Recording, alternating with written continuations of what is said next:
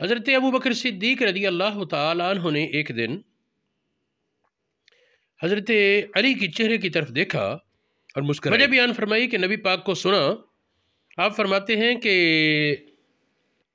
پل صراط سے وہی پار گزر سکے گا جس کو علی اجازت نامہ لکھ کر دیں گے، جس کو ویزا لگا دیں گے، جس کا پاسپورٹ دے دیں گے،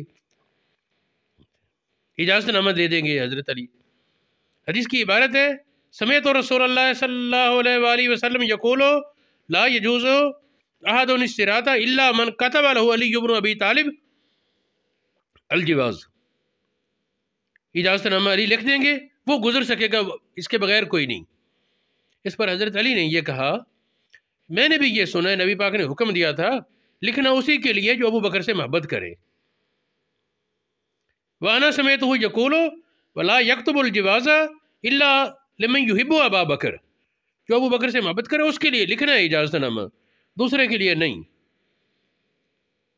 تو جو علی سے محبت تو کرے، ابو بکر سے محبت نہ کرے، وہ پھر وہ جہنم کا ایندھن بن جائے گا، شاید اس کے لیے پار جانا تو مشکل ہوگا۔ ہاں، ابو بکر سے بھی محبت رکھے، عمر فاروق، عثمان غنی، علی مرتضی، سب سے، تب ہے نجات۔